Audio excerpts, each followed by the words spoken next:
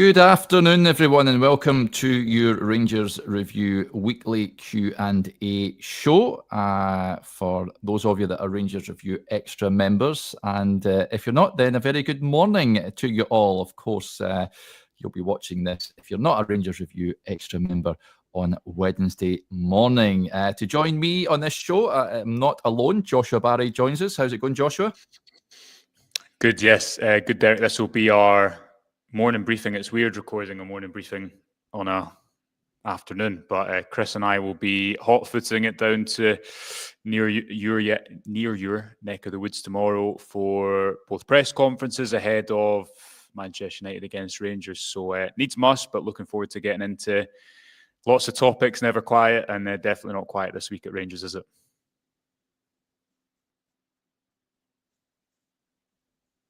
Yeah, absolutely not. And as Chris said on the show this morning, he says he hopes you've got the CD ready for the trip down the road. So that is your job, I'd imagine, to sort the tunes out. So yeah, that is on your to-do list. So in terms of today's show, folks, we're going to split it up. Of course, it is a Q&A as well. So we do invite you to get your questions in. So please do so, and we'll get through as many as we possibly can. But Joshua, there's a piece, we touched on it a little bit on the show with Chris earlier on about Rangers transfer strategy. Quite an in-depth piece. It's well worth a read, folks. Do go and check it out, how that is altering since Niels Coppin's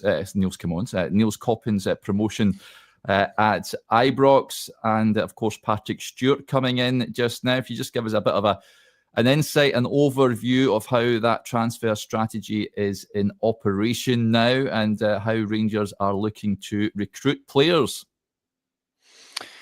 Yeah, well, I guess this extends back to last January, Derek, but has really been in place since the summer, a continuation of that you see with the Rafael Fernandes deal. There's been so much change at Rangers, but I think one of the areas that they've started to get right, or starting to get right off the pitch, is recruitment, and there's a lot of areas they've not got right over recent years. But Patrick Stewart at the recent media briefing, and listen, we've reported this before, we obviously had an interview with Coppin not that long ago in the Rangers Review.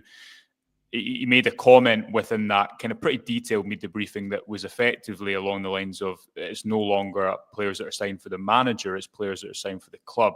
Now that might sound to some people controversial, to some people it might sound like the most normal thing in the world. It certainly is elite level football. And if you cast your mind back, especially to the summer of 2023, Derek, when Rangers invested heavily in their squad, there was just a ton of issues with how that was carried out that season.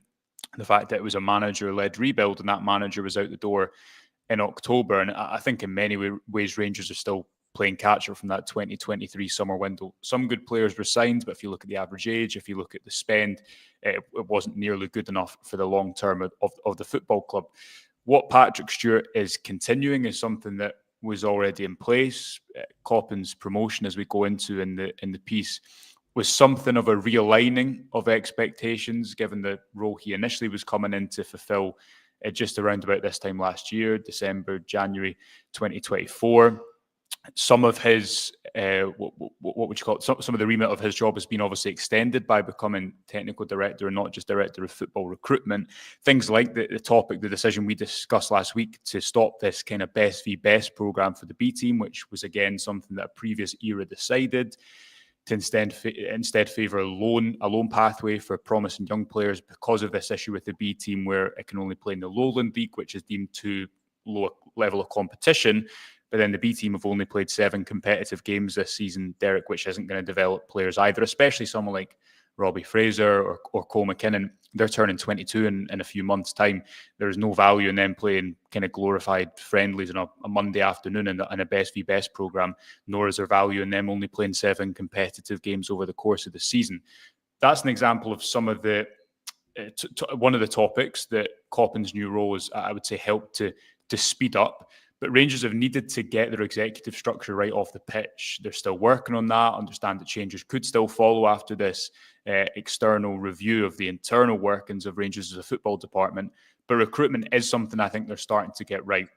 And it's what Patrick Stewart called in this media briefing a healthy tension, where you've got the short-term needs of the manager, the long-term need of the club. And I think a player like Clinton Nsiala, Rafael Fernandes falls into that.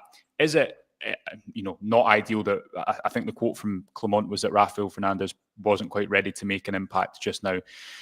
Would he want that to be the case? I'm sure he would. But I think you see with someone like Clinton Nsiala, Hamza Gaman, even Chefty as well, Rangers have needed to change the markets they're operating in, and they need to take a hit somewhere because of where they exist in the football food chain.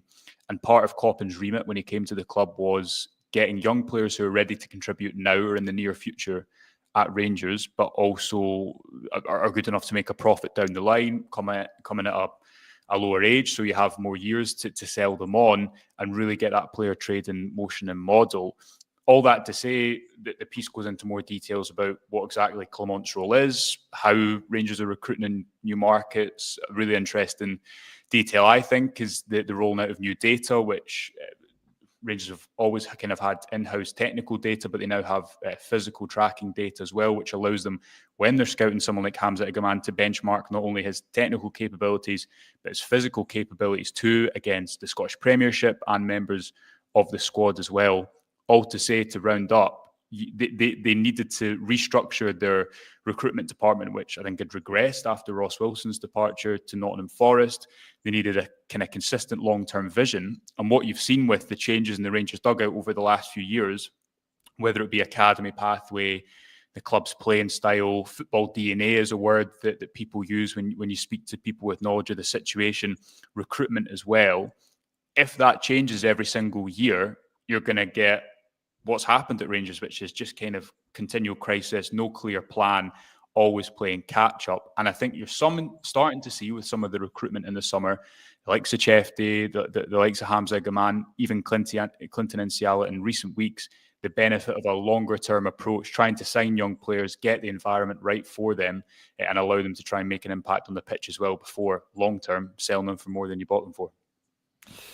Yep, that sort of ties in with one of the comments that we got in over on the community page from Gary Hyatt's.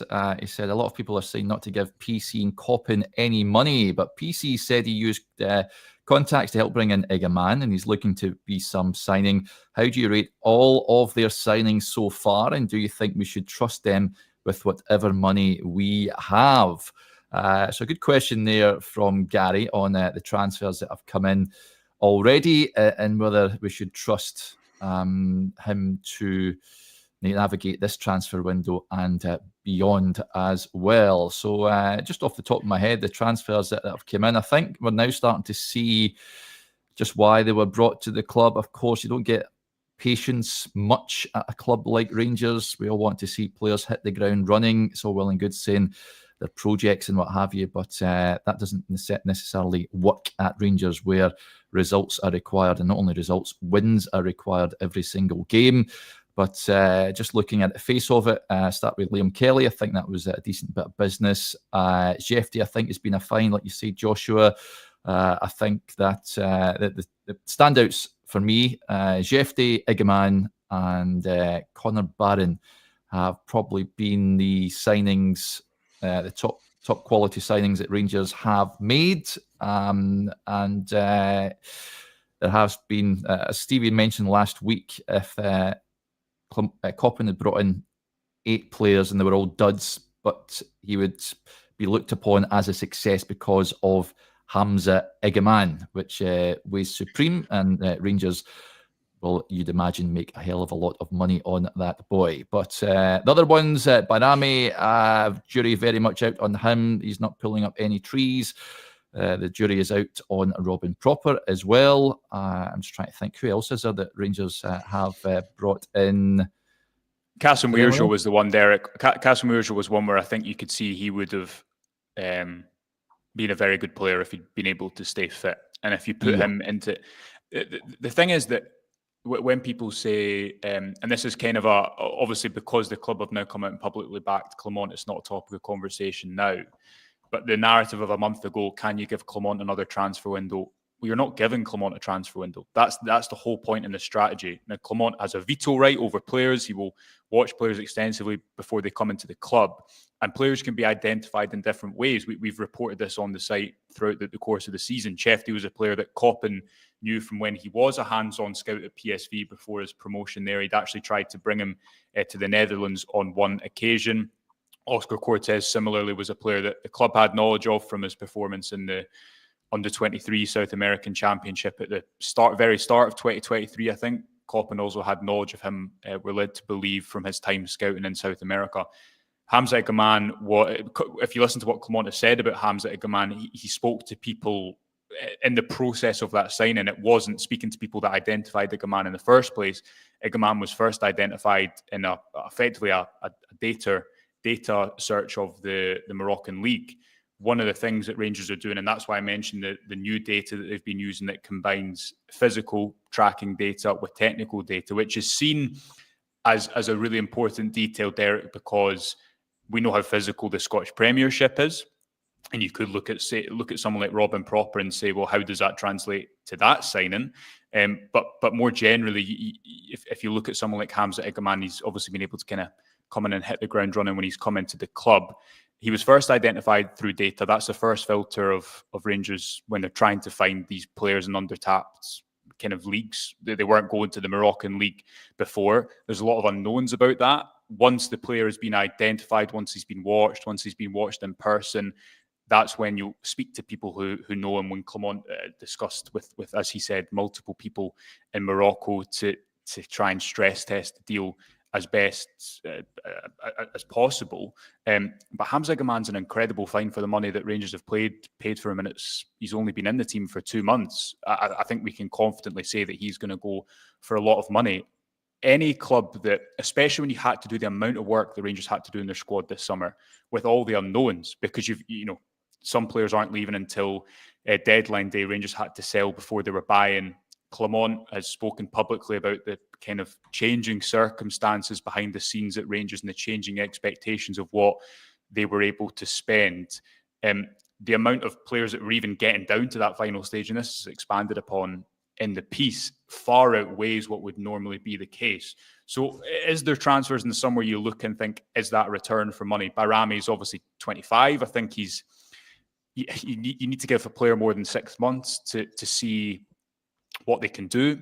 I think alongside Diomande, Bayrami's interesting because he's looked better in bigger games than kind of run-of-the-mill Scottish Premiership games. I think Diomande similarly is a great example of, you see him against Tottenham, you see him against Celtic, one of the best players on the pitch. You see him against Fraserburgh at the weekend, didn't really make an impact on the game. Personally speaking, I think that has a lot to do with the style of play, which Rangers aren't the best possession team in the world, and they're often more comfortable when they're setting the tempo with their pressing, and they're often more comfortable in European games when the tempo is kind of set by the space that either team leaves. So all that to say, I think there is still some question marks over recruitment in summer, but I think there's also some really positive deals like Chefty, who you get for under £1 million, who's 20 years old. He's a year younger than Robbie Fraser. People forget how young he is. Like Egaman, you can see with Nsiala, he's got really promising attributes. Kassim Weirjo, I think, would have been one of Rangers' starting centre-backs if he hadn't had that unfortunate injury too. And obviously, Egaman is the headline buy and the one that will eventually make Rangers a lot of money at some point. I just don't think it will be in the January window, and Rangers fans will hope that's the case. Yep. Nsiala I forgot about. Yeah, I think he's that's a good addition as well, given what we've witnessed in the last 4 games. He really has taken his opportunity. Just one more. Sorry, I'm cutting in on you rudely, but Cherney as well, for a short-term loan signing. If you want player to come in and make an impact. Again, there's that question of the Cortez deal and the is it bad luck? Rangers have said again publicly now that he had a clean injury record before coming to the club. You could see he had a lot of potential in those first few weeks, but he's not played at all. So there is question marks over that investment, even though there's still a belief Cortez can be a really promising player long term. But Cherney is an example, I think, as well of a short-term answer in a position. His numbers have been really, really good. I think that's a a good signing as well. If you take, I think the success rate, Ian Graham, Liverpool's former head of research, said the success rate for transfers in a summer window is about 60%. There's so many external factors at play, especially in a summer like last summer for Rangers. What they need to do is keep adding promising players and keep this kind of long-term vision. That's the only way they're going to get out of a long-term problem, is with a long-term solution. I'm really intrigued to see how Rafael Fernandes does. But that is, again, it follows a clear model, a clear pattern of trying to invest in younger players who might not be ready this weekend, as Nsiala wasn't. I know you wanted them to start at Tynecastle in your predicted teams way back in August. His appearances recently has proven me correct. He should have just been thrust in. There you go. But you take my point that Rangers were linked with Ekdal, the Burnley centre-back, and he was a player that was put to the club. He was available for a short-term loan. He's 26. There wasn't an option to buy there. That might have helped Rangers get through a couple of games, but they need to think long-term. And someone like Rafael Fernandes, okay, he might not have been ready. I know he didn't need to be ready for Fraserburgh. He might take a little bit of time to get up to speed. But if he's going to give you a better long-term investment, if he has more potential, then I think, and this is where Clement has clearly bought into the project too, you need to sacrifice a bit of the short-term to get the benefit in the long-term, because Rangers have needed to put a lot of value into their squad that just wasn't there this time last year. Yeah, good points being raised there. Cortez, for me, it looks like just on the face of it, a bad move, entering into an obligation to buy on that one. Let's hope that he can overcome those injury issues. I think I've said that about 600 times about him already. So, it is what it is. Mohamed Diamandi, like you, Joshua, I think he's a good player. It's just getting the best out of him. Robin Propper, I think, is a decent player, not suited to Scottish football, is the crux with it with regards to that. Rafael Fernandes, of course, who knows when we'll see him. I'd be looking at possibly Queen's Park. I mean, if he's not, as Clement said, he's not played in it a year. Queen's Park coming up next month, the weekend beginning the 8th of February. That might be a good target for him to get him playing his first Rangers minutes. Who knows? It might just impress in training, so much so that he gets involved sooner rather than later. But I think it's a case of, he said it himself, the manager assessing him, and it won't just be in games, I'd imagine. It'll be assessing his character and what he's like in training, with a view to next season. Rangers are building towards next season. It's all right bringing in these young boys, and if they're talented young players as well, but they have to be winners as well. At the end of the day, Rangers need to be looking at challenging for a title and not writing it off. And many, let's be honest about it, wrote it off before a ball had been kicked this season. So we cannot have that again, Joshua. Yeah, and there needs to be, again, to bring it into the present month, there needs to be an alignment, and this ties into Coppen's role as technical director. He wasn't responsible for contract renewals, as I understand it, prior to the summer. Contract kind of renewal negotiations for those who are out of contract. And this ties into the fact that, again, I realise we're jumping about everywhere, but this is the state of Rangers kind of off the pitch in the last few years. If you've got someone who's in charge of recruitment, but they're not in charge of, say, the academy pathway, which ties into B-team loans, the promotion of the likes of Bailey Rice, players like Clinton Nsiala, who have spent time in the B-team and are now part of the first team, and they're also not part of contract renewals, then how does that work when you're trying to establish an overall kind of squad plan, if you will? You're now seeing that come to fruition with the likes of Matondo and Dowell being told they could leave. And listen, Rangers wanted to get rid of more players than they did in the summer. I think 14 left the building or something like that. There's a practicality to that as well. And if you tell every single player that you want them gone and then you can't get them all out the door, then that probably would have left a slightly unharmonious dressing room. But you're seeing that now with the likes of Bailey Rice and Zach Lovelace being part of that squad at the weekend, as opposed to Matondo and Dowell. Paul Ncio, again, is someone that's pretty highly rated by all accounts in the academy. Finlay Curtis, everyone saw his impact at the weekend. So I think you're starting to see a bit more clarity. And at the start of the season, Clement was talking about, we've got a really, really young squad, but then you're looking at Tom Lawrence and Cyril Dessers leading the line and thinking that's a complete disconnect with what he is saying.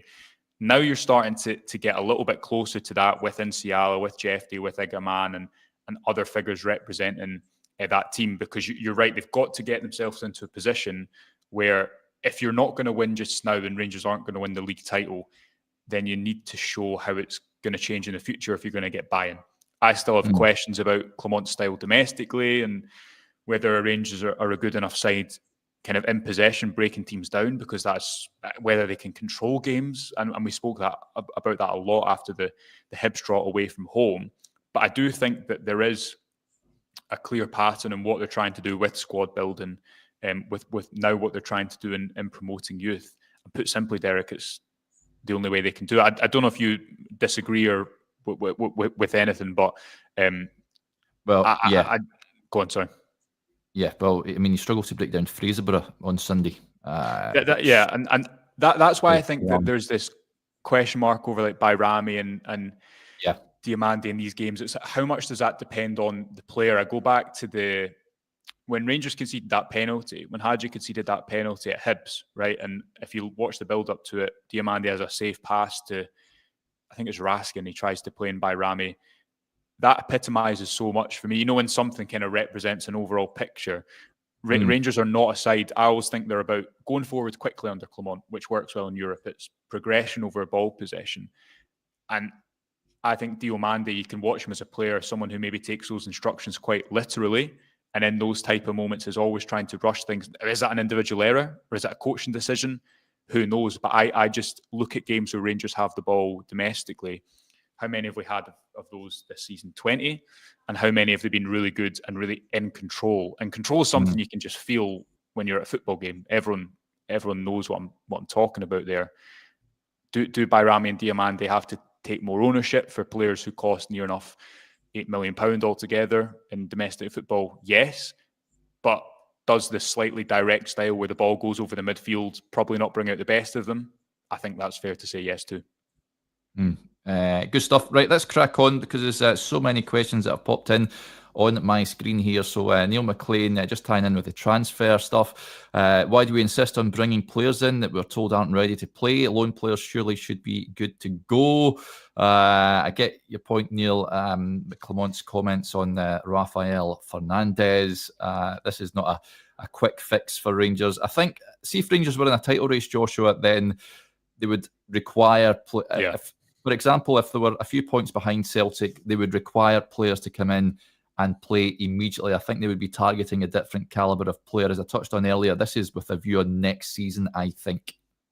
Yeah, agreed. And you see that with the option to buy as well. And we maybe have touched upon some of the topics that Neil's discussing there. But Fernandes is someone who hasn't played much in the last year. He was bought by Lille as a 20-year-old, 21-year-old. That shows you that he's someone who's seen to have a lot of potential. And like an Nsiala, for example, who hadn't played any football before he came to Rangers, if he'd been thrown in at the start of the season, you saw in that Birmingham friendly, he didn't look great.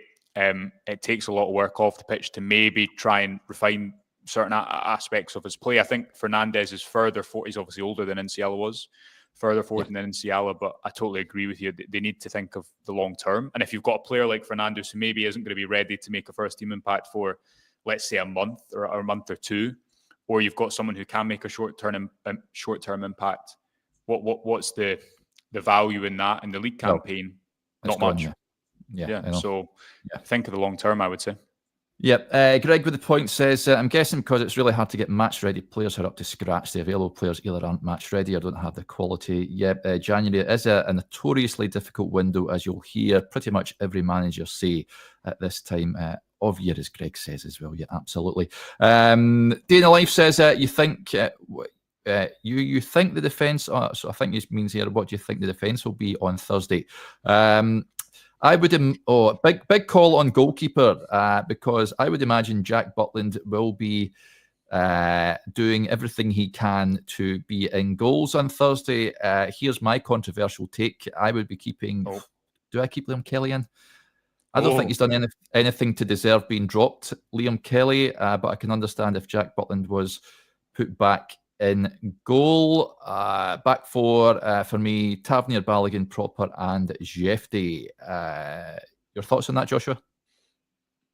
Yes, I would definitely put Butland back in. I wouldn't, if he was fit, I wouldn't question it. In particular, I think defensive set pieces, Rangers look better when Butland's in goals.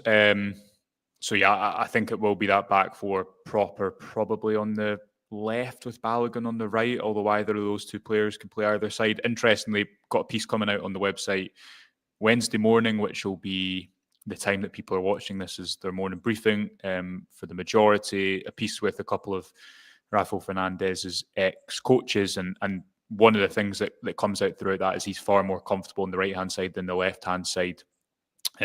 Obviously, that's where Encialo's kind of developed in the last week or two as well. But yeah, would expect it'll be proper on the left, Balogun on the right, if it is those two lining up at centre-back. Yeah, just on the goalkeeper situation, Chris says it would be harsh to drop Kelly, but I also think Kelly's strong enough character that he'd be fine with it. So do I, Chris. I would have no issue with Liam Kelly starting the game on Thursday evening. The weak link for Rangers is, of course, the defence, the lack of pace in there. But never know, Manchester United, a few questions come in about that game, but we'll touch on it shortly, are not in great shape, and that's being kind with regards to them. Let's get to some more comments that are coming in here. Steve-O says, have a good feeling about Thursday. United have had a horrific season so far, and Clement has shown that his football works against teams who want to play a game of football against us. Yes, the onus will be on Man United to come at Rangers, and it's pretty much a mirror image down there at Old Trafford where they're struggling against teams that like to pitch in and hit United on the break, which I'd imagine Rangers will be looking to do. Clement has an absolutely outstanding record away from home. I think he's still unbeaten, is he? Is it 6 or 7 games now away from home that he's unbeaten? Which is it's just incredible, really, when you think about it. I don't think he'll change anything going to Old Trafford. Joshua, the onus will be up to Man United to try and break Rangers down, and they'll look to hit on the counter. Yeah, I agree with kind of the general sentiment of the comments, where it could be a game that actually suits Rangers pretty well, because there was actually a really good piece, I think it was by Michael Cox in The Athletic, and he was speaking about how Ruben Amorim's come in and he's got a win, albeit on penalties, against Arsenal away in the FA Cup, drawn away at Liverpool, one away at Man City, but just cannot buy a home win whatsoever, bar that game against Southampton where friend of the show, Amad Diallo, bailed them out with a late hat-trick. There's a pattern in football, and what Clement and Rangers have experienced away from home is not, I don't think, dissimilar to what United are experiencing when they have to set the tempo with the ball, when they have to open teams up. Whether it's just easier to coach a team that plays into space kind of on the break, as opposed to a team who can control the game, control space and break opponents down, arguably so, especially when there's fragility around the place, as there is at Old Trafford, as there is for Rangers in away games. So they have a lot of quality, but they also have a really bad home record, and we know how good Rangers are away from home under Clement in Europe. So really looking forward to it. I think it's going to be an absolutely intriguing game. Two sides who don't have dissimilar difficulties, two sides who are in something of a transition off the pitch as well as on it, and I think those issues that United experience in the Premier League are comparable to what Rangers experience, especially away from home in the Scottish Premiership. Which will they're going to Dundee United on Sunday, Derek, and I think people will travel with more trepidation to Tannadice than Old Trafford, which is ridiculous to say, but probably pretty accurate. Yeah, I've not been funny. I think that's the harder game for Rangers on Sunday, as opposed to, I think Thursday will take care of itself. Josh gets in touch. He says, hi, any plans for watch parties for games? It's something we've spoke about in the past, Josh, but we haven't got round to it before. It's just a numbers issue with regards to that. Of course, we've got about a million things to do when we're at games, and we don't normally have the personnel for that. But thanks very much for your suggestion. Anyway, Gary gets back in touch. Any update on the Lowry move? Is it a sale, or are we letting him walk for free? Well, he's out of contract in the summer. I'd imagine it'll be a case of just shipping him out and perhaps Wickham paying the remainder of his contract or whatever. I don't imagine Rangers will be difficult to deal with. It looks like Wickham are looking to entice him down to that neck of the woods, which I think would be a good move for him. yeah, good for his career. I think it's a good move for him, Joshua, going down there. Look, we're a team that are flying high at the moment in League One in England. I think that would be a decent chance for him to just kickstart his career. He needs to play, and people have different opinions on it. Alex Lowry will have his take on it too. I think from Rangers' point of view, he is on not insignificant wages, and those wages will obviously be paid until the summer if he stays at Rangers. So trying to get those off the books would be probably more significant than the type of transfer fee that they're going to accumulate for a player who hasn't played for the club in 2 years and has 6 months left on his deal. And as has been public, we've reported it too, the club are willing and more than willing to let him go because he's not part of the first team picture. He's been training with the B team. I think if you're looking at it from just a talent point of view, and we'll obviously speak about this more when Lowry does eventually move on, Derek. I remember that game against Stirling Albion when he came on, and the reason I think you thought Lowry would make it at Rangers is he didn't seem overawed by the crowd. He scored in his debut. He signed a long-term contract not long after that. I'm sure that the instability at the club hasn't helped him. He's had injuries at difficult moments. You'll remember that injury he had in the Lowland League, probably going back a couple of years now. He was given a chance by Michael Beale when he first came in, then went on loan to Hearts. It's a long story, but we know how it ends now. And as mentioned, I think getting the wages off the books before the end of the season is probably the pressing issue for Rangers at this moment in time. Yep, another transfer question. Keith Lemon says, why would Besiktas be interested in Tom Lawrence when he hasn't been seen for weeks? This is a report out there that suggests that they are, I think they were linked to him in the summertime, Tom Lawrence, but they have recently changed manager. Ole Gunnar Solskjaer now in the hot seat there, replacing Giovanni van Bronckhorst, and he previously worked with Lawrence when he was a kid at Old Trafford. So it could be just one of those lazy links, but he has been linked with the move over there before. I think he falls into the category of players I think it's important that Rangers look to offload just as far as wages are concerned. Joshua, free them up. Yeah, and obviously someone who played quite a lot at the start of the season and scored a fair few goals. Again, everyone knows about his injury history, which hasn't made his story at Rangers easy. But if you're looking towards next season, Derek, and you're looking at who starts in the opening day of the season, I don't think you're putting Tom Lawrence's name there because of the injuries, because of the age he's at, and because Rangers need to build a younger squad. So definitely one to keep an eye on, because Turkey is quite a traditional route for players to take when they reach a certain age, maybe a slightly slower tempo, albeit a higher quality of football over there. Bayrami, Danilo, Hadji, obviously the Hadji contract situation is another talking point, but there's players ahead of Tom Lawrence as well in that number 10 position at the moment when he returns from injury, which has kind of been a long return from what was meant to be a shorter injury layoff, according to Clement. Yeah, we'll wrap up with this one from Jock. He says, do you guys think we'd do better if we weren't considering the possibility of winning against Man United? Better off being total underdogs, in my opinion. Yep, absolutely. When the pressure's off, Rangers, I think Neil Lennon, of all people, said that recently when he was appearing on Sky. When the pressure's off, Rangers generally put in a performance, which then you're questioning, of course, mentality and all that sort of jazz. But yeah, I'm not necessarily overly concerned with Thursday, just given the state Man United are in. And it's European nights on a Thursday evening, and Rangers generally turn up. This is a competition. If they can get a result in this game, the penultimate game of this group stage, then you go into that game at home against Union Saint-Gilloise, Joshua, with a real chance of making it through as one of the top 8 clubs, which would be quite an achievement. That's not beat about the bush here. That would be a remarkable achievement for Rangers. And not insignificant financially, because one of the topics we maybe didn't discuss that much in terms of recruitment is that Rangers don't have much money. They had a lot of losses, and they don't have tons of money to work with in the transfer window, that also ties into what type of player you get. Are they ready now? Do you maybe have to take a little bit of a risk on the type of player, element of unknown, and the type of player that is coming to the club? we said before the Spurs game, the only result Rangers have really missed in European competition, apart from that final against Frankfurt, is a result against an English team. They came very close against Spurs. They probably should have won it late on when Dessers had that chance and Forster made that save. So it's going to be an intriguing game.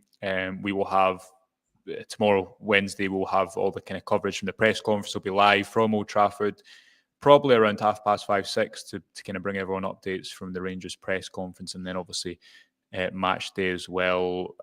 Really looking forward to it, and because of Rangers' away record, I think they'll travel there with a bit of confidence. To Jock's point, does being underdog suit them? Probably, but I just think this style of game, with the caveat that United have so much quality, and if they are literally one of the richest squads in the world. They should be favourites for the game. Still. Yeah, and they are. They're heavy favourites. They've beaten Arsenal of late. They've beaten Man City. They've got a draw away at Liverpool.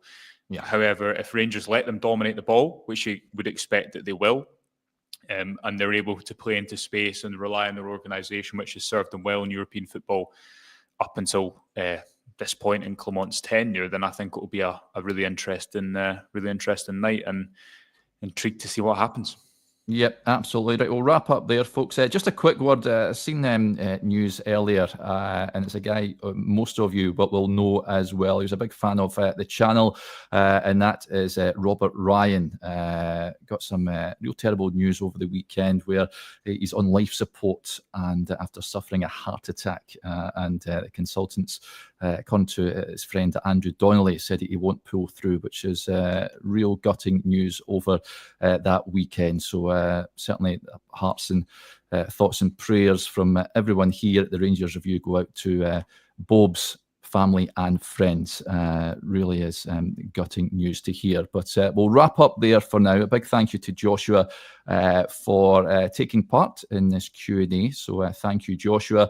Thank you, as ever, for your support to the channel. It is much appreciated. As Joshua says, if you are watching this on Wednesday morning, then we will be back live from Old Trafford later on Wednesday evening. We hope you can join us for that. But until then, we will speak to you a little later on. Bye for now.